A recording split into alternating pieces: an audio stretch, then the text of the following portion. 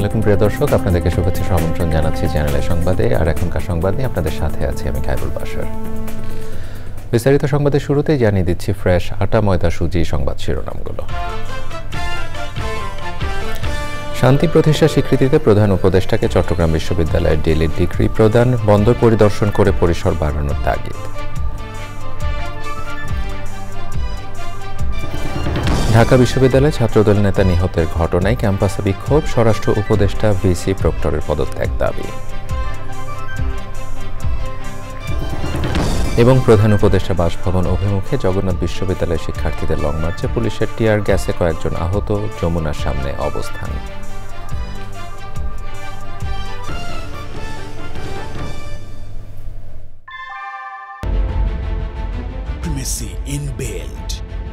German technology, বাংলাদেশের first Thermex rod, সালাম still Thermax.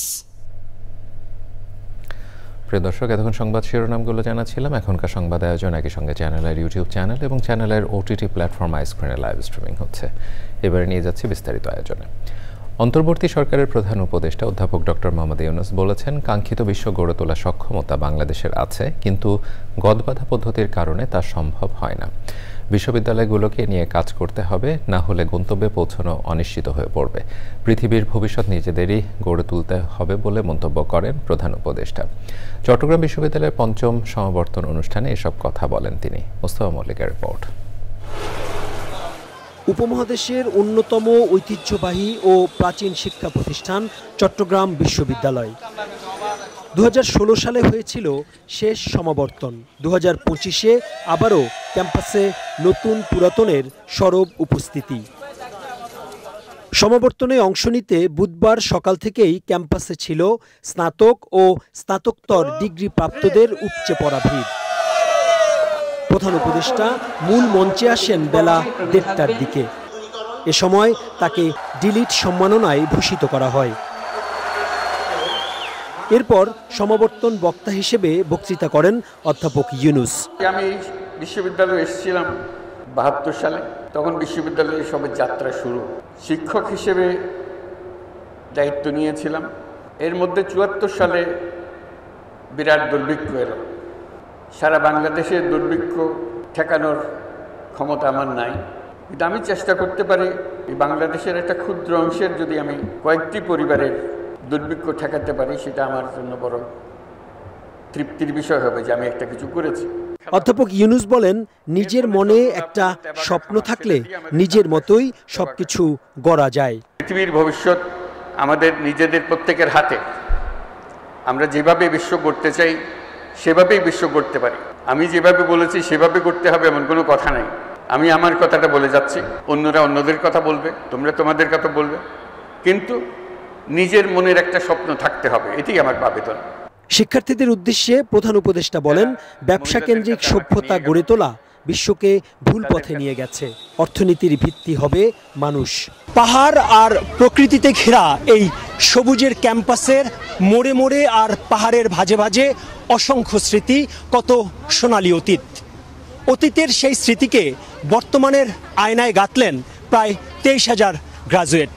Chittagong বিশ্ববিদ্যালয় থেকে Mostafa Mallick, channel I.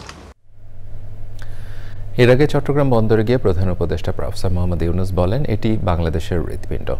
Build operating ট্রান্সফারের মাধ্যমে চট্টগ্রাম বন্দরের পরিসর বাড়াতে হবে মন্তব্য করে তিনি বলেন, চট্টগ্রাম বন্দরকে বিশাল হৃৎপিণ্ডে পরিণত করতে পারলে দেশের অর্থনীতি দ্রুত পরিবর্তন হবে।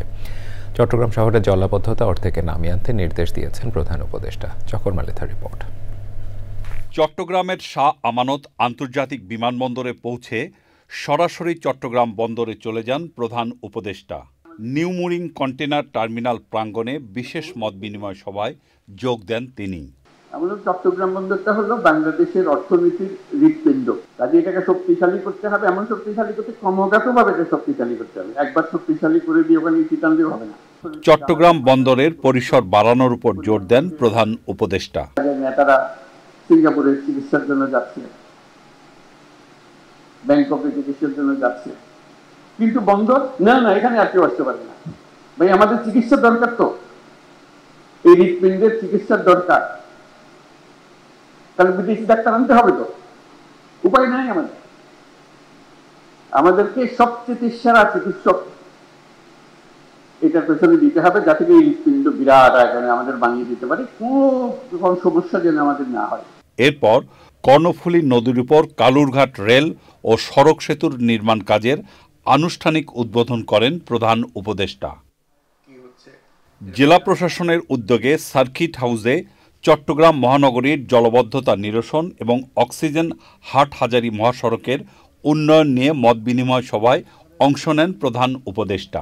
চট্টগ্রামে যে শক্তি আছে অন্য কোনো জেলাতে অত শক্তি নাই, জেলা শহরের কথা বলছি, এই শক্তি নেই। কাজে এখানে আমাদেরকে শুধু কাজ করতে হবে তা না, কাজে নেতৃত্ব দিতে হবে, অন্যরা যেন আমাদের দেখে অনুপ্রাণিত হয়। হাটহাজারী এবং কর্ণফুলীতে দুটি হাসপাতাল নির্মাণে সরকারের পরিকল্পনার কথা জানান স্বাস্থ্য উপদেষ্টা। চট্টগ্রামে হার্ট ফাউন্ডেশন হাসপাতালের জন্য 23 একর জমির নিবন্ধিত দলিল হস্তান্তর করেন প্রধান উপদেষ্টা। চকর মালিথা, চ্যানেল আই। ঢাকা বিশ্ববিদ্যালয়ের শিক্ষার্থী শাহরিয়ার আলম সাম্য হত্যাকাণ্ডের ঘটনায় 3 জনকে গ্রেপ্তার করেছে আইনশৃঙ্খলা বাহিনী। পুলিশ জানিয়েছে ঘটনাস্থলে আসামিরা মাদক সেবন করে ফেরার পথে এই হত্যাকাণ্ড ঘটিয়েছে। এদিকে সংগঠনের আরেকজন নেতাকর্মী হত্যাকাণ্ডের শিকার হলে সরকার পতনের আন্দোলনের হুঁশিয়ারি দিয়েছে ছাত্রদল। সুষ্ঠু তদন্ত করে খুনিদের সর্বোচ্চ শাস্তি নিশ্চিত করা সহ স্বরাষ্ট্র উপদেষ্টা, ঢাকা বিশ্ববিদ্যালয়ের ভিসি ও প্রক্টরের পদত্যাগ দাবি করেছেন ছাত্রদল নেতারা। শহীদুল্লাহ রাজুর রিপোর্ট। মেধাবী শিক্ষার্থী শাহরিয়ার আলম সাম্য হত্যাকাণ্ডের ঘটনায় বিক্ষোভ মিছিল আর সমাবেশে উত্তাল ঢাকা বিশ্ববিদ্যালয় ক্যাম্পাস। বুধবার সকাল থেকে টিএসসি, ভিসি চত্বর, কলাভবন সহ বিশ্ববিদ্যালয়ের বিভিন্ন প্রান্তে খণ্ড খণ্ড বিক্ষোভ মিছিল করেন জাতীয়তাবাদী ছাত্র দলের নেতাকর্মীরা।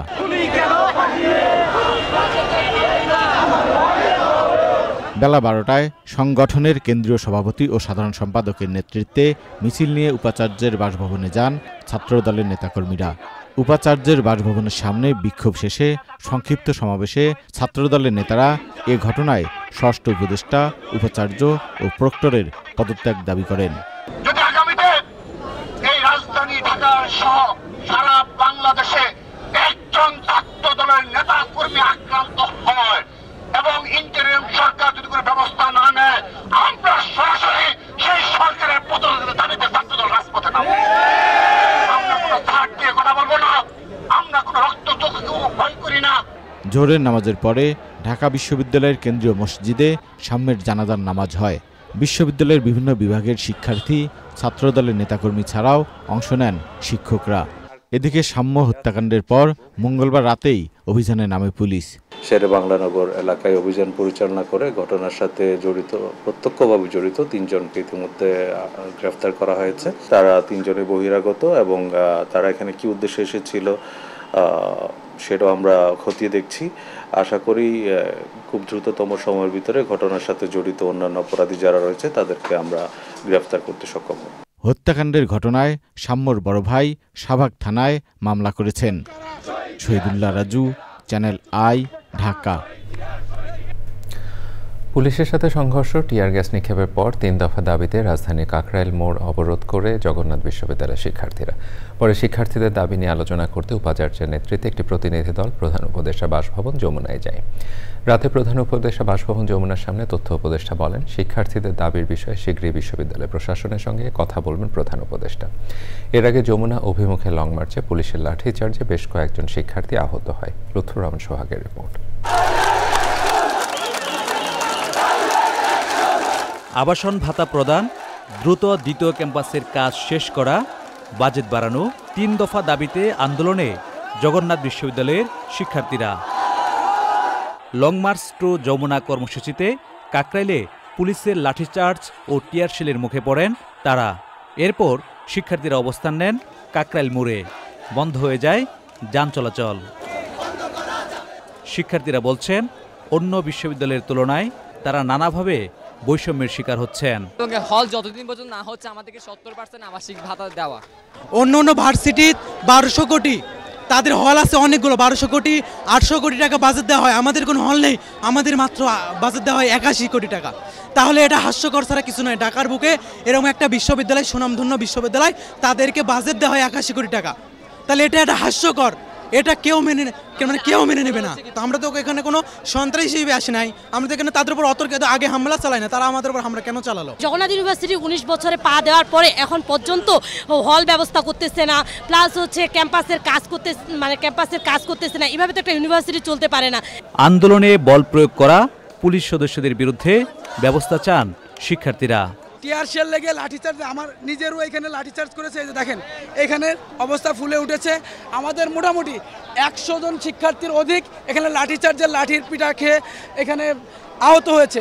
তারা হচ্ছে ইট পাথর নিক্ষেপ করে, আমার এখানে ইট লাগেছে এবং তারা টিয়ার শেল ছুড়ছে, তখন এসে আমার এখানে লাগে, আমার এখানে রক্ত বের হয় কান দিয়ে এবং আমার হাত দিয়ে রক্ত বের হয়। এনসিপি কিন্তু আন্দোলন নিয়ে এসেছিল এবং সেখানে সমন্বয়ক হাসনাত আব্দুল্লাহ ছিল, সেই কারণে সেখানে কোনো হামলা চালানো হয়নি। কিন্তু শিক্ষার্থীদের একটা গণতান্ত্রিক আন্দোলনে যেভাবে টিয়ার গ্যাস ছুড়া হয়েছে, যেভাবে গ্রেনেড ছুড়া হয়েছে, যেভাবে লাঠিচার্জ করা হয়েছে, এটা সম্পূর্ণ নেক্কারজনক। শিক্ষার্থীদের দাবির বিষয়ে সরকারের সঙ্গে আলোচনা করতে প্রধান উপদেষ্টার বাসভবনে যান বিশ্ববিদ্যালয়ের উপাচার্য। লুথরমান সোহাগ, চ্যানেল আই, ঢাকা। ডলারের বিনিময় হার বাজারের উপর ছেড়ে দেওয়ার শর্তে রাজি হয়ে আইএমএফের ঋণ পেল বাংলাদেশ। সংবাদ সম্মেলনে গভর্নর ডক্টর আহসান এইস মনসুর দাবি করেছেন, অর্থনীতি বেশ ভালো অবস্থায় চলে আসছে, ডলার নিয়ে হাহাকার কেটে গেছে। কাজে আইএমএফের চাপে নয়, সুসময় বিবেচনা এই সিদ্ধান্ত। তবে ডলারের দাম নিয়ে কেউ কারসাজি করলে সেই সিন্ডিকেটের হাত পুড়ে যাবে বলে সতর্ক করেন গভর্নর। রিজভি নেওয়াজের রিপোর্ট। আইএমএফের কাছ থেকে $4.7 বিলিয়ন ঋণের চতুর্থ এবং পঞ্চম কিস্তির $1.3 বিলিয়ন পাওয়া নিয়ে অনিশ্চয়তা কেটে গেছে। ডলারের দাম বাজারের উপর ছেড়ে দেওয়া নিয়ে আইএমএফের সঙ্গে দর কষাকষিতে শেষ পর্যন্ত নতি স্বীকার করতে হয়েছে বাংলাদেশকে। হ্যাঁ, টাকার কথা বলেছেন, আইএমএফ এর টাকার কথা এখনো আমি বলছি, আইএমএফ এর টাকা ছাড়াও আমাদের চলবে। কিন্তু তাহলে কেন করলাম? মূল কারণটা হলো দুটো। একটা কারণ হচ্ছে আপনারাই কিন্তু লেখালেখি করছিলেন, হেডলাইন আইটেম, বাংলাদেশ আইএমএফ এর কিস্তি পাচ্ছে না। আপনারা বলেছিলেন যে বাংলাদেশ আইএমএফ এর কিস্তি না পেলে অস্থিরতা হয়ে যেতে পারে। আমার ব্যালেন্স অফ পেমেন্টের জন্য অবশ্যই আইএমএফ এর টাকার দরকার, এই মুহূর্তে নাই, কিন্তু আরেকটু থাকলে তো কোনো অসুবিধা তো নাই। আইএমএফ কিন্তু ঘুরে ঘুরে আমাদের কাছে আসছিল, তারা কিন্তু আমাদের থেকে সরে যায় নাই, আমরা তাদেরকে কিছুদিন সরিয়ে রেখেছিলাম। পার্থক্যটা এখানে। আমরা এখন মনে করি যে একটা সময় এসছে, let's conclude and move forward. বাজার ভিত্তিক হলেও ডলার নিয়ে নৈরাজ্য সৃষ্টি সহ্য করা হবে না, জানালেন গভর্নর। এখানে সিন্ডিকেশন করতে চাইবে তাদের প্রতি সাবধান বাণী দিব, করতে আসবেন না। এখানে হাত দিলে হাত পুড়বে। ধরেন চালের বাজার কি চলছে না? কিন্তু আপনি কি 180 টাকা চাল মানে কেজিতে চাল কিনছেন না 60 টাকা কেজিতে চাল কিনছেন? ইস্যুটা ওইটাই, বাজারের মতো চলবে। একজন চাইলেও 180 টাকা, সে চাইলে তো আর পাবে না। আইএমএফ ঋণ দিতে রাজি হওয়ায় অন্য উন্নয়ন সহযোগী বিশ্বব্যাংক, এডিবি, জাইকার ঋণ পাওয়া নিয়ে আর কোনো অনিশ্চয়তা থাকলো না। Rizvi Newaz, channel I, Dhaka. জ্ঞাত বহির্ভূত সম্পদ অর্জনের মামলায় জুবাইদার রহমানকে আপিল নিষ্পত্তি না হওয়া পর্যন্ত জামিন দিয়েছে হাইকোর্ট। তার জরিমানা স্থগিত করার পাশাপাশি নিম্ন আদালতের নথি তলব করা হয়েছে। দ্রুত আপিল শুনানির উদ্যোগ নেওয়ার আহ্বান জানিয়ে আইনজীবীরা বলেছেন, রাজনৈতিকভাবে হেয় করতে এই মামলা হয়েছে। মূল আপিল নিষ্পত্তির মাধ্যমে জুবাইদার রহমানের সাথে তারেক রহমানও খালাস পাবেন বলে তাদের আশা। মাজহারুল হকের রিপোর্ট। জ্ঞাত আয় বহির্ভূত সম্পদ অর্জনের মামলায় বিএনপির ভারপ্রাপ্ত চেয়ারম্যান তারেক রহমানকে 9 বছরের কারাদণ্ডাদেশ দিয়েছিলেন বিচারিক আদালত। সাথে তার স্ত্রী জুবাইদা রহমানকে 3 বছরের কারাদণ্ডাদেশ দেওয়া হয়। রায়ে কারাদণ্ড ছাড়াও তারেক রহমানকে 3 কোটি টাকা আর জুবাইদা রহমানকে 35 লাখ টাকা জরিমানা করা হয়। বিদেশে থাকা অবস্থায় নির্বাহী আদেশে জুবাইদা রহমানের সাজা আপিল শর্তে স্থগিত করা হয়। ওই অবস্থায় বিচারিক আদালতের রায়ের বিরুদ্ধে আপিল করলে বিলম্ব মার্জনা করে শুনানির জন্য গ্রহণ করে হাইকোর্ট। আপিল শুনানির জন্য গ্রহণ করেছেন, নিম্ন আদালতের নথি তলব দিয়েছেন, পক্ষধরকে নোটিশ দিয়েছেন এবং ওনার উপর আরোপিত দণ্ডাদেশে যেই ফাইন ছিল সেই ফাইনটা স্টে করেছেন এবং এই আপিল নিষ্পত্তি না হওয়া পর্যন্ত ওনাকে নিজের জিম্মায় অথবা আইনজীবীদের জিম্মায় ওনাকে জামিন দিয়েছেন। এই মামলাটি যেহেতু স্পেশাল মেসেঞ্জারের মধ্য দিয়ে লোয়ার কোর্ট থেকে এলসিআর রেকর্ডটা আসবে, আমরা ইনশাল্লাহ দ্রুততার সহিত এবং আইনানুগভাবে এই মামলাটি আপিল শুনানি করতে পারবো বলে আশা করি ইনশাল্লাহ। বিগত সরকারের সময় করা এই মামলার উদ্দেশ্য নিয়ে কথা বলেন আইনজীবীরা। যেই প্রপার্টি উনি স্টেটমেন্টে দেখিয়েছেন সেটা ওনার বৈধ সম্পত্তি, বৈধ আয়ের সম্পত্তি, কাজে শুধুমাত্র রাজনৈতিকভাবে হেয় প্রতিপন্ন করার জন্য এবং ওনাকে দণ্ডাদেশ দিয়ে রাজনীতি থেকে বিরত রাখার জন্য এই মামলার উদ্ভব। 2007 সালের 26শে সেপ্টেম্বর ঢাকার কাফরুল থানায় এই মামলা করে দুদক। এতে জুবাইদার মা ইকবাল মান বানুকে আসামি করা হলো। পরে উচ্চ আদালত তার বিরুদ্ধে মামলার কার্যক্রম বাতিল করেন। মাজহরক Manna, channel I, Dhaka. NBR বিলুপ্ত করে জারি করা রাজস্ব অধ্যাদেশ বাতিল এবং টেকসই সংস্কারের দাবিতে 3 ঘণ্টার কলম বিরতি পালন করেছে এনবিআর সংস্কার ঐক্য পরিষদ। বৃহস্পতিবার এবং শনিবারও 5 ঘণ্টা করে কলম বিরতির ঘোষণা দিয়েছেন এনবিআর এর কর্মকর্তারা। তবে জাতীয় বাজেট কার্যক্রম, আন্তর্জাতিক যাত্রী সেবা ও রপ্তানি কার্যক্রম কলম বিরতির আওতামুক্ত থাকবে। বড় কাসিমের রিপোর্ট। গত সোমবার রাতে এনবিআর ও অভ্যন্তরীণ সম্পদ বিভাগ বিলুপ্ত করে রাজস্ব নীতি বিভাগ ও রাজস্ব ব্যবস্থাপনা বিভাগ নামে 2টি নতুন বিভাগ গঠন করার অধ্যাদেশ জারি করে সরকার। এর পরিপ্রেক্ষিতে এনবিআরের আওতাধীন কর অঞ্চল, ভ্যাট ও শুল্ক কার্যালয়ের কর্মকর্তা কর্মচারীরা বুধবার থেকে 3 দিনের কলম বিরতি কর্মসূচি ঘোষণা করেন। কলম বিরতির প্রথম দিন আগারগাঁওয়ে এনবিআর ভবনের বিভিন্ন ফ্লোরে কাজের ডেস্কগুলো ছিল ফাঁকা। ভবনের 9ম তলায় সাংবাদিকদের সাথে কর্মসূচি নিয়ে কথা বলেন একজন অতিরিক্ত কর কমিশনার। আমাদের ন্যায্য দাবিটা হলো সরকার যে সংস্কার এনবিআর সংস্কারের পদক্ষেপ নিয়েছে আমরা সেটাকে স্বাগত জানিয়েছি আগেই, এবং আমরাও মনে করি যে এনবিআর সংস্কার দরকার আছে। কারণ সংস্কারের মাধ্যমে আমরা বেটার সার্ভিস দিতে পারবো আমাদের দেশবাসীকে, স্টেক হোল্ডারদেরকে। কাজে সেই সংস্কারটা অবশ্যই একটা ট্রান্সপারেন্ট ওয়েতে হতে হবে এবং এই সংস্কারের জন্য সরকার যেহেতু একটা কমিটি করেছে, এই কমিটির একটা প্রতিবেদন সরকারের কাছে দেওয়া হয়েছে, কিন্তু সেই প্রতিবেদনটা আমরা কোথাও দেখতে পাচ্ছি না, যদি অন্যান্য সংস্কার কমিটির প্রতিবেদনগুলো আমরা দেখতে পাচ্ছি। এবং সংস্কার কমিটিতে যারা ছিলেন তারা বিভিন্ন মিডিয়াতে বলেছেন যে তাদের যে সুপারিশ বা মতামত ছিল সেই মতামতগুলো অধ্যাদেশে আসেনি। আমাদের সাথে আলোচনার পরিপ্রেক্ষিতে একটা ঐক্যমত্যের ভিত্তিতে স্থায়ী সমাধান যেটি হবে আমাদের সেটিতে কোনো আপত্তি নাই। মঙ্গলবার অর্থ উপদেষ্টা সালেউদ্দিন আহমেদ সাংবাদিকদের বলেন, এনবিআর বিলুপ্ত হয়ে 2টি বিভাগ গঠিত হলেও কর্মকর্তাদের দুশ্চিন্তার কারণ নেই। এনবিআরের উচ্চ পর্যায়ের কর্মকর্তা ও প্রশাসন কর্মকর্তাদের সাথে আলাপ করেই এটি করা হয়েছে। রাজস্ব আদায়ে এর কোনো প্রভাব পড়বে না। পরাগ আজিম, চ্যানেল আই, ঢাকা। ভয়াবহ মৃত্যুফাদে পরিণত হয়েছে উন্মুক্ত বৈদ্যুতিক তার। শহর কিংবা নগরের গণ্ডি পেরিয়ে বন ও অভয়ারণ্যেও পড়েছে এর ভয়াল থাবা। মানুষের পাশাপাশি প্রাণ হারাচ্ছে বন্যপ্রাণীও। সংশ্লিষ্টরা বলছেন, কর্তৃপক্ষের উদাসীনতা ও অদূরদর্শিতায় অরক্ষিত বৈদ্যুতিক তারে হুমকিতে জীববৈচিত্র্য। পরিস্থিতির উত্তরণে বন ও অভয়ারণ্যে বিদ্যুতের তার ইনসুলেটেড করার তাগিদ গবেষক ও পরিবেশবাদীদের। আফরোজা হাসের রিপোর্ট। উন্নয়ন অগ্রযাত্রার মিছিলে যেসব আবিষ্কার মানব সভ্যতার জন্য আশীর্বাদ স্বরূপ, এর মধ্যে বিদ্যুৎ অন্যতম। তবে কর্তৃপক্ষের অদূরদর্শিতা ও অব্যবস্থাপনায় বিদ্যুৎ সরবরাহে ব্যবহৃত উন্মুক্ত তারই হয়ে উঠেছে এক একটি মৃত্যু ফাঁদ। গণমাধ্যম আর সামাজিক মাধ্যমে প্রায়ই ভেসে বেড়ায় বিদ্যুৎস্পৃষ্ট হয়ে প্রাণের মৃত্যুর খবর। বিভিন্ন গবেষণার তথ্য বলছে, মৌলভীবাজারের লাঠিটিলা ও বড়লেখা রেঞ্জের মাধবকুণ্ড ইকো পার্কে বিদ্যুৎস্পৃষ্টে গত 1 বছরে মারা গেছে 7টি বিপন্ন প্রজাতির লজ্জাবতী বানর ও 3টি চশমা পরা হনুমান। আর সবশেষ সোমবার রাতে বিদ্যুৎস্পৃষ্ট হয়ে মারা গেছে আরও একটি লজ্জাবতী বানর। তবে শুধু মৌলভীবাজারেই নয়, এমন অরক্ষিত বৈদ্যুতিক তারে দেশের বনাঞ্চলগুলোতে মারা যাচ্ছে বিভিন্ন বন্যপ্রাণী। এজন্য কর্তৃপক্ষের উদাসীনতাকেই দায়ী করছেন পরিবেশবিদ ও গবেষকরা। যেখানে এই প্রাণীটির বসতি, সেই বনের আশপাশেই দেখা যায় যে বিদ্যুতের তার থাকে এবং সেগুলোর কোনো প্লাস্টিকের আবরণ বা ইনসুলেটর থাকে না। তো যার ফলে স্বাভাবিকভাবেই এটি বিদ্যুৎ স্পৃষ্ট হয় এবং শুধু এই প্রাণীটিই নয়, তার সাথে অন্যান্য যেসব বানর, হনুমান বা অন্য যেসব প্রাণী আছে সবাই কিন্তু এই ঝুঁকির মধ্যে পড়ে। যদি বনে অথবা তার আশপাশে কোনো প্রাণী বিদ্যুৎ স্পৃষ্ট হয়ে মারা যায়, তাহলে সেখানে বন বিভাগ এবং বিদ্যুৎ সরবরাহকারী যে কর্তৃপক্ষ তারা তো এটার দায় এড়াতে পারেন না। বিপন্ন এসব প্রাণী সংরক্ষণে বৈদ্যুতিক তার ইনসুলেটেড করার পাশাপাশি আবাসস্থল সংরক্ষণের তাগিদ তাদের। বনাঞ্চলগুলোর কাছাকাছি যেসব বিদ্যুতের লাইন আছে, এইগুলো সবগুলোই মানে শতভাগ এটি ইনসুলেটরযুক্ত তার ব্যবহার করা উচিত এবং সেই সাথে লজ্জাবতী বানর সহ অন্যান্য যেসব বৃক্ষচারী প্রাণী তাদের জন্য খুব কম খরচে রশি দিয়ে ব্রিজ বানিয়ে দেওয়া যায় এক গাছ থেকে আরেক গাছে, যেটিকে বলা হয় ক্যানোপি ব্রিজ।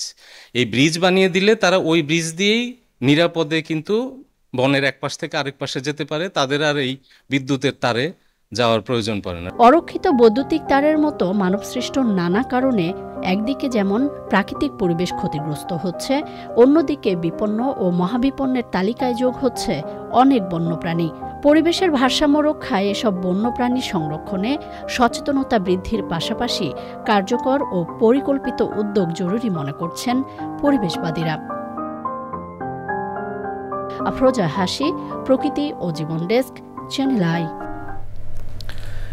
দেশে আঙুর চাষ শুরু হওয়ায় এখন অনেক উদ্যোক্তাই স্বপ্ন দেখছেন বাণিজ্যিকভাবে আঙুর চাষের। তবে চাঁদপুরের এক তরুণ গতানুগতিক ধারায় আঙুর চাষ না নেমে পৃথিবীর বিভিন্ন দেশের প্রায় 100 রকমের আঙুর নিয়ে করছেন পরীক্ষা নিরীক্ষা। নিজ বাড়ির ছাদে এবং মাঠে আমাদের জলবায়ু উপযোগী আঙুরের জাত বাছাই করছেন। তার আশা আঙুরের বাণিজ্যিক চাষে নামার। বিস্তারিত জানাচ্ছেন শাইখ সিরাজ। চাঁদপুরের আমানুল্লাহপুর, এখানে নিজ বাড়ির ছাদে কয়েক বছর আগে আঙুরের পরীক্ষামূলক চাষ শুরু করেন কামরুজ্জামান। টোটাল 40টা জাত আছে এখানে, আর এখান থেকে ভালো বেছে বেছে যেগুলার আমি সম্ভাবনাময় মনে করছি সেগুলো আমি মাঠে নিয়ে গেছি। আর মাঠে আমার আরও কিছু নতুন জাত আছে, সব মিলিয়ে আমার 80-র উপরে জাত আমার কাছে এখন পর্যন্ত সংগ্রহ আছে। এর মধ্যে আমি প্রায় 30টার মতো জাতে এবছর ফল পাইছি। বাড়ির ছাদে নিরীক্ষণ প্রক্রিয়া শেষে এবার মাঠে প্রায়োগিক চাষ করেছেন আমাদের মাটি আর জলবায়ু উপযোগী আঙ্গুরের জাত দিয়ে। আঙ্গুরের মিষ্টতা এবং উৎপাদনের ভারসাম্য রেখে লাভজনক চাষের সম্ভাবনা ফলাফল বিশ্লেষণও করেছেন তিনি। লোরাস এবং ভ্যালেজ এই দুইটা জাত আমি প্রচুর ভালো পারফর্ম পাইছি মিষ্টতার দিক থেকে। আর ফলনের দিক থেকে বললে তাও 3টা জাতের নাম চলে আসে, একেলো, বাইকুনুর আর হচ্ছে ভ্যালেজ। স্যার এটা পাকা শুরু হয়েছে অলরেডি, একদম পেস্টিসাইড নাই এগুলাতে স্যার, কোনো রকম ইনসেক্ট ইউজ করা হয় নাই। তরুণ এই উদ্যোক্তা স্বপ্ন দেখছেন দেশে বৃহৎ বাণিজ্যিক আঙ্গুর বাগান গড়ার। আঙ্গুরের চাষ এবং গবেষণার ফলে দেশে এই ফসলটির নতুন সম্ভাবনা দেখা দিয়েছে। আমাদের জলবায়ুতে আঙ্গুর চাষ সম্ভব, এটি ধীরে ধীরে প্রমাণিত হচ্ছে। উদ্যোক্তা, আঙ্গুর চাষি, এদের হাত ধরে গবেষণা একই সাথে জাত উন্নয়নের কাজ ধীরে ধীরে সম্প্রসারিত হচ্ছে। এমনই একজন হচ্ছেন এই কামরুজ্জামান। তার গবেষণার মাধ্যমে এই ফসলটি বাংলাদেশে একটি অর্থকরী ফসল একসময় রূপ নেবে এমনটি মনে করা হচ্ছে। চাঁদপুরের আমানুল্লাহপুর থেকে শাইখ সিরাজ, চ্যানেল আই। এ নিয়ে বিস্তারিত প্রতিবেদন দেখবেন আগামীকাল বেলা 3টা 5 মিনিটে হৃদয়ে মাটি ও মানুষের ডাক অনুষ্ঠানে। এবারে ভারত পাকিস্তান পরিস্থিতি।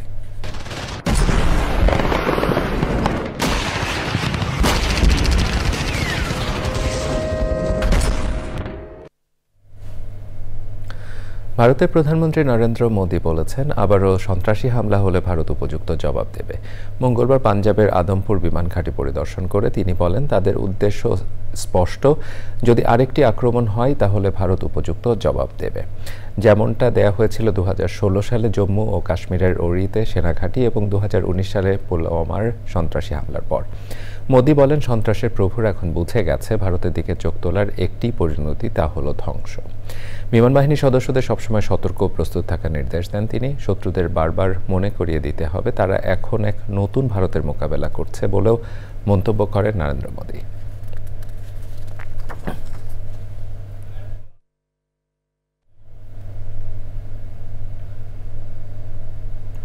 এবার স্পোর্টস। রাজধানী হযরত শাহজালাল আন্তর্জাতিক বিমানবন্দরের নতুন পরিচালক হিসেবে নিয়োগ পেয়েছেন বাংলাদেশ বিমান বাহিনী গ্রুপ ক্যাপ্টেন রাগিব সামাদ। তিনি গ্রুপ ক্যাপ্টেন কামরুল ইসলামের স্থলাভিষিক্ত হলেন। বিদায়ী পরিচালকের বিদায় এবং নতুন পরিচালকের বরণ উপলক্ষে অনুষ্ঠানের আয়োজন করে aviation and tourism journalist forum of Bangladesh, ATJFB।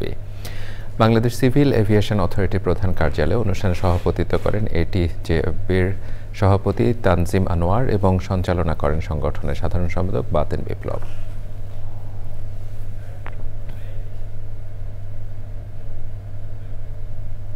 প্রিয় দর্শক, সংবাদের এ পর্যায়ে নিচ্ছে একটি বিরতি, আর বিরতির পরে দেখবেন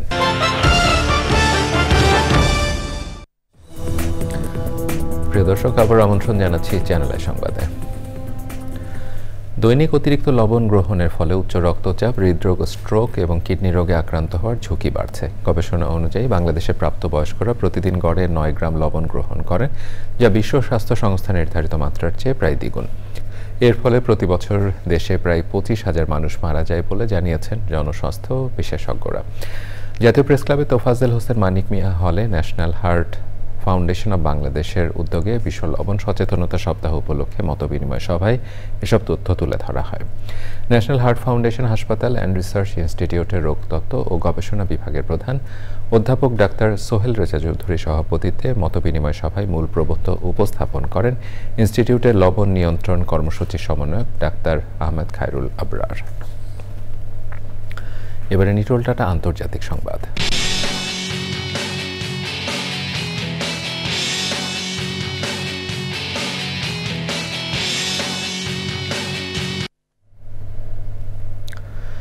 সৌদি আরবে 2 দিনের সফর শেষে কাতার পৌঁছেছেন যুক্তরাষ্ট্রের প্রেসিডেন্ট ডোনাল্ড ট্রাম্প। বিমানবন্দরে তাকে অভ্যর্থনা জানান দেশটির আমির Sheikh Tamim bin Hamad Al Thani. Al Jazeera জানিয়েছে, কাতার সফরে দেশটির আমিরের সঙ্গে সামরিক সহযোগিতা এবং আঞ্চলিক নিরাপত্তা নিয়ে কথা বলবেন ডোনাল্ড ট্রাম্প। এছাড়াও সিরিয়ার উপর থেকে নিষেধাজ্ঞা প্রত্যাহার এবং গাজায় ইসরায়েলি হামলা বন্ধের ব্যাপারে আলোচনা হতে পারে। কাতার সফর শেষে সংযুক্ত আরব আমিরাতে যাবেন ডোনাল্ড ট্রাম্প।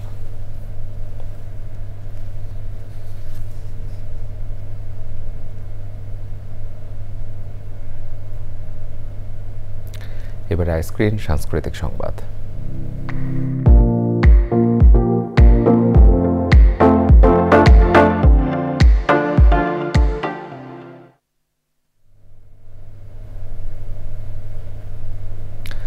বেঙ্গল শিল্পালয়ে অনুষ্ঠিত হল প্রয়াত ভাস্কর নভেরা আহমেদকে নিয়ে চলচ্চিত্র প্রদর্শনী নভেরা স্মৃতির অভিযাত্রা।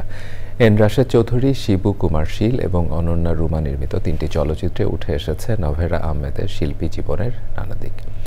নভেরা আহমেদকে তরুণ প্রজন্মের কাছে পরিচিত করে তুলতে এই আয়োজন করে বেঙ্গল ফাউন্ডেশন ও channel I. Sultana Himu report. দেশভাগ পরবর্তী প্রথম আধুনিক ভাস্কর ছিলেন নভেরা আহমেদ। সময়ের চেয়ে এগিয়ে চলা এই ভাস্করের 11তম প্রয়াণ দিবস উপলক্ষে বেঙ্গল শিল্পালয় ভবনে অনুষ্ঠিত হল নভেরা স্মৃতির অভিযাত্রা প্রদর্শনী। 50-60-এর দশকে সমাজের রক্ষণশীলতা ছাপিয়ে নিজস্বতাকে পুঁজি করে কাজ করেছেন নভেরা আহমেদ, যার নাম জড়িয়ে আছে কেন্দ্রীয় শহীদ মিনারের নকশার সঙ্গে। গুণী এই ভাস্করের জীবন ও তার শিল্পকর্মের প্রতিটি অধ্যায় উঠে আসে এন রাশেদ চৌধুরী, শিবু কুমার শীল এবং অনন্যা রুমা নির্মিত 3টি চলচ্চিত্রে। জগৎ শিল্পকলার যে ইতিহাস এবং ধারাবাহিক চর্চা, সেটার জন্য সেই বিশ্লেষণগুলো এবং সেই তথ্যগুলো সবার জন্য জানা খুবই প্রয়োজনীয়। আই অ্যাপ্রিশিয়েট এই ইনিশিয়েটিভগুলো। আমার শিল্পীদেরও দরকার যে আমরা তার যথাযথ শ্রদ্ধা দিতে পারি না এই টাইমে। অর্থাৎ আমাদের পূর্ব প্রজন্মের শিল্পীদের সাথে এখনকার প্রজন্মের পরিচয় ঘটানোর ক্ষেত্রে বৈশ্বিক পয়েন্ট অফ ভিউ থেকে তার কাজগুলো কীভাবে বিচার করা যেতে পারে, এইরকম একটা জায়গা থেকে আমরা আসলে কাজ করতে চাই এবং আমার ছবিটা হচ্ছে অনেকটা সেই দিকেই যাবে ইন ফিউচার। আসলে নভেরা আহমেদকে তরুণ প্রজন্মের কাছে পরিচিত করে তুলতে এই আয়োজন করে বেঙ্গল ফাউন্ডেশন ও চ্যানেল আই। কবরস্থানে গেছি এবং তার মিউজিয়ামে গেছি, তো যে জিনিসগুলো মানুষ এখন পর্যন্ত দেখতে পায়নি বা ইন্ডিভিজুয়ালি 1-2 হয়তো দেখেছে, সেই জায়গা থেকে আমি চেষ্টা করেছি আরও একটু বিশদভাবে তার জায়গাগুলোকে তুলে আনা। আজকে দিনে তাকে নতুন করে পাঠ করা হোক, তার কাজগুলো সরকারি নানা সংগ্রহে আছে, আমরা সেগুলো দেখতে চাই, সেগুলো মানুষের কাছাকাছি আসুক। চলতি বছর মরণোত্তর স্বাধীনতা পুরস্কার পেয়েছেন ভাস্কর নভেরা আহমেদ। এ ধরনের আয়োজন তার কাজ সম্পর্কে জানতে ভূমিকা রাখবে বলে জানান দর্শকরা। Sultana Himu, channel I, Dhaka.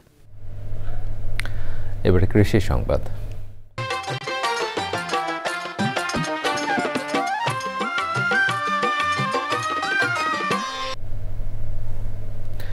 নেত্রকোনায় হাওরের পতিত জমিতে এবছর গমের ভালো ফলন হয়েছে। পতিত জমিগুলোকে জেলা প্রশাসনের উদ্যোগে আবাদের আওতায় আনা হয়েছে। কয়েক গুণ লাভের আশা করছেন চাষি।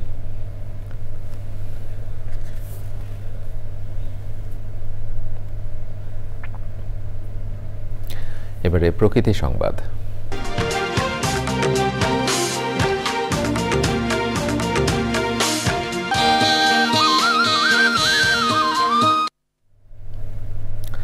ঝিনাইদহ জেলার কালীগঞ্জ উপজেলার পরিবেশগত সংকটাপন্ন এলাকা মারজাত বাওর ও চট্টগ্রাম বিভাগের হালদা নদীর পরিবেশ প্রকৃতি রক্ষায় কর্মশালা হয়েছে। রাজধানীর পরিবেশ অধিদপ্তরে বাংলাদেশের পরিবেশগতভাবে গুরুত্বপূর্ণ এলাকায় বাস্তুতন্ত্র ভিত্তিক ব্যবস্থাপনা বাস্তবায়ন শীর্ষক কর্মশালায় প্রধান অতিথি ছিলেন পরিবেশ, বন ও জলবায়ু পরিবর্তন মন্ত্রণালয় সচিব ফারহিনা আহমেদ। তিনি বলেন, প্রতিদিন একটি বিরাট অংশের বনভূমি হারিয়ে যাচ্ছে। বাস্তুতন্ত্রের উপর যতবারই আঘাত এসেছে তাতে ক্ষতিগ্রস্ত হয়েছে স্থানীয় মানুষ। অনুষ্ঠানে পরিবেশ অধিদপ্তরের পরিচালক AKM রফিকুল ইসলাম এবং অন্যরা উপস্থিত ছিলেন। গাছ কাটা হচ্ছে, সেখানে আমরা আরবানাইজেশন হচ্ছে, বসবাসের জন্য, ইন্ডাস্ট্রি, বিভিন্ন ধরনের কাজের জন্য বনভূমি আমাদের হারিয়ে যাচ্ছে। একই সাথে আমাদের যে ওয়েটল্যান্ড আছে সেগুলো ভরাট হচ্ছে, দখল হচ্ছে, পলিউশন শুধু না, এগুলোর নিচে প্লাস্টিক জমা হচ্ছে। আমরা মনে করি এই ইকোসিস্টেম বেসড অ্যাপ্রোচের মাধ্যমে আমরা এই দুইটি ওয়েটল্যান্ডকে যদি সংরক্ষণ করা, রেস্টোর করা কাজটি সফলভাবে করতে পারি, এর মাধ্যমে একটি মডেল তৈরি করতে পারি, এটি আমরা আমাদের দেশের অন্যান্য জায়গায় যে জলাভূমি যে সংকটে আছে তাদের জন্য আমরা রোল মডেল অফার করতে পারবো। এবারে ঢাকা ব্যাংক PLC বাণিজ্য সংবাদ।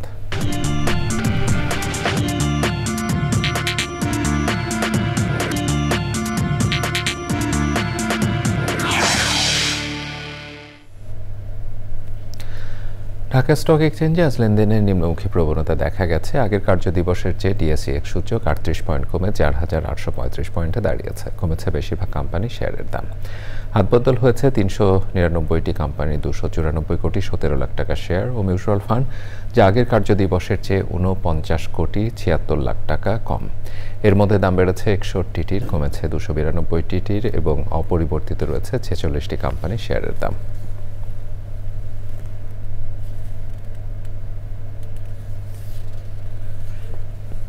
প্রিয় দর্শক, সংবাদের পর্যায়ে আবারও নিচ্ছে একটি বিরতি, আর বিরতির পরে দেখবেন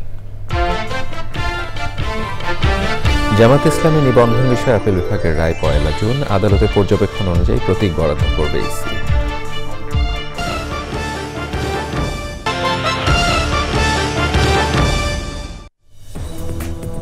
প্রিয় দর্শক, আবার আমন্ত্রণ জানাচ্ছি চ্যানেল আই সংবাদে। লালমনিরহাটে স্যানিটারি ল্যান্ডফিলে বর্জ্যের দুর্গন্ধে অতিষ্ঠ এলাকাবাসী ও পথচারীরা। ময়লা আবর্জনায় বায়ু দূষণ যেমন বাড়ছে, তেমনি স্বাস্থ্য ঝুঁকির পাশাপাশি বিপর্যয়ে পরিবেশ প্রকৃতি। দুর্ভোগ লাঘবে ময়লার ভাগা দ্রুত স্থানান্তরের দাবি ভুক্তভোগীদের। মিজানুর রহমান মিজু তথ্য ভিডিও চিত্রে আফরোজা হাসের রিপোর্ট। 2019 সালে মদনের চক এলাকায় জেলার একমাত্র স্যানিটারি ল্যান্ডফিল ও পয়বর্জ্য পরিশোধনাগারটি নির্মাণ করে পৌরসভা। শুরুতে নিয়ম মেনে চললেও কর্তৃপক্ষের অবহেলা আর অযত্নে পরিণত হয়েছে ভাগাড়ে। পৌরসভার 9টি ওয়ার্ডের ময়লা আবর্জনা ফেলে রাখায় দুর্গন্ধে দুর্ভোগে হাজারো মানুষ। মরণঘাতী ময়লা আবর্জনা ডাস্টবিন তৈরি করছে, এমন দুর্গন্ধ যে বলা যায় যে মানুষের পায়খানার চেয়ে জঘন্য একটা দুর্গন্ধ। ঘন্টাতে থাকতে পারতেছে না, সামনে একটা ঈদগাহ মাঠ, আমরা নামাজ পড়তে পারতেছে না, আমাদের বাচ্চা কাচ্চা স্কুল যেতে পারতেছে না। পরিবেশ বিপর্যয় রোধ ও জীববৈচিত্র্য রক্ষায় দ্রুত আধুনিক বর্জ্য ব্যবস্থাপনার দাবি ভুক্তভোগীদের। অনেক লোক অসুস্থ হয়ে পড়তেছে, দুর্গন্ধের জন্য বসবাস করা যাচ্ছে না। কর্মগুলো করবে যাচ্ছে, ইয়ের নাকো তোমায় নাতর দেয়, ওয়ের নাকো তোমায় আতর দেয়। অব্যবস্থাপনার কথা স্বীকার করে সমস্যার সমাধানে দ্রুত ব্যবস্থা নেওয়ার কথা জানিয়েছে পৌরসভা। আমাদের ওখানে গন্ধ হওয়ার কোনো কথাই না, তারপরে যদি গন্ধ হয়ে থাকে কোনো কারণে, তাহলে আমরা এটা দেখবো কেন হচ্ছে। হয়তো ওখানে যারা দায়িত্ব আছে তাদের নেগলিজেন্সি হতে পারে, তাদের দায়িত্ব অবহেলা হতে পারে, আমরা ব্যবস্থা নিব। বায়ু দূষণ রোধ সহ নির্মল পরিবেশ নিশ্চিতে দ্রুত পদক্ষেপ নেওয়ার দাবি স্থানীয়দের। আফরোজা হাসি, প্রকৃতি ও জীবন ডেস্ক, চ্যানেল আই।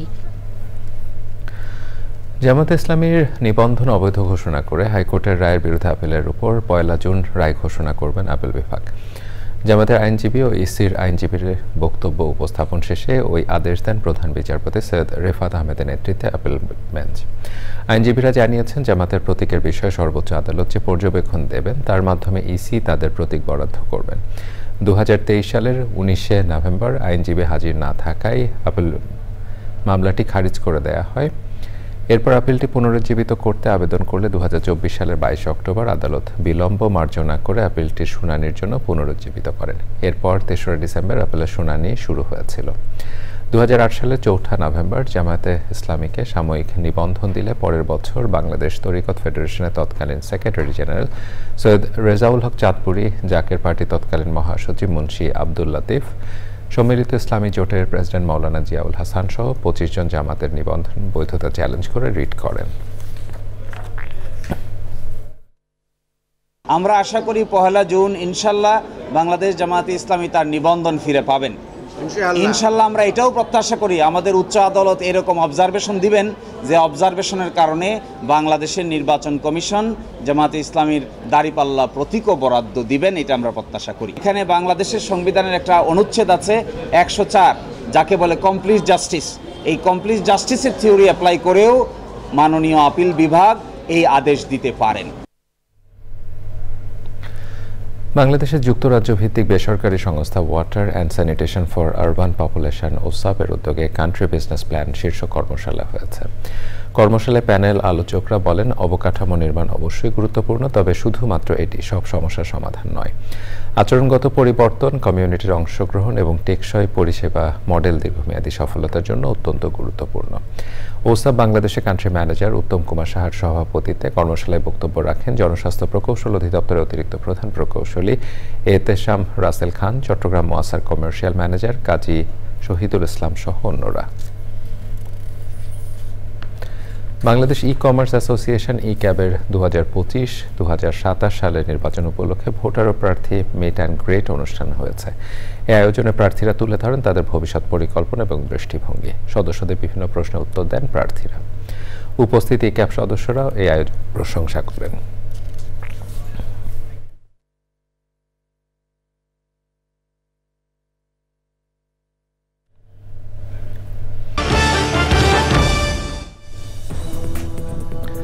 দর্শক, আবার আমন্ত্রণ জানাচ্ছি চ্যানেল আই সংবাদে। BNP vice chairman advocate Ahmed Azam Khan বলেছেন, অতি দ্রুত গণতন্ত্রে ফিরতে চান তারা, কেননা গণতন্ত্রে ফিরতে পারলে জনগণের আকাঙ্ক্ষা পূরণ করা সম্ভব হবে। মুক্তিযুদ্ধের বাংলাদেশ হবে গণতন্ত্রের বাংলাদেশ। টাঙ্গাইলের বাসাইল উপজেলায় মাধ্যমিক, উচ্চ মাধ্যমিক ও স্নাতক পর্যায়ে শিক্ষা প্রতিষ্ঠানে অবকাঠামো উন্নয়ন ও শিক্ষার মান উন্নয়ন বিষয়ক মতবিনিময় সভায় তিনি এসব কথা বলেন।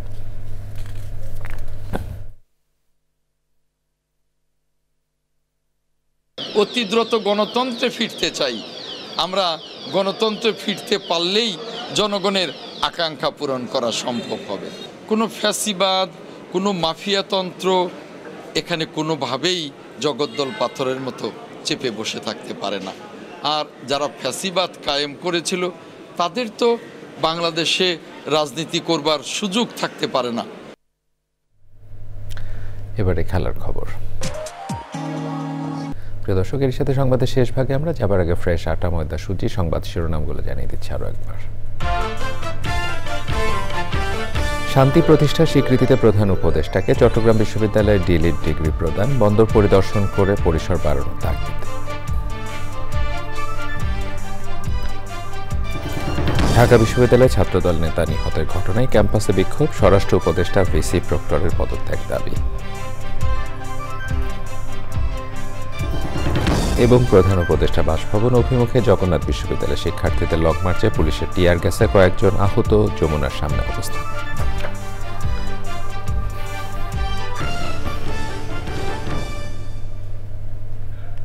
প্রিয় দর্শক, এছাড়াও চ্যানেলের সর্বশেষ সংবাদ জানতে ভিজিট করুন channelonline.com-এ। যুক্ত থাকুন আমাদের সোশ্যাল মিডিয়া প্ল্যাটফর্মগুলোর সাথে। এতক্ষণ চ্যানেলের সংবাদের সাথে থাকবার জন্য সকলকে ধন্যবাদ জানিয়ে বিদায় নিচ্ছি। শুভেচ্ছা।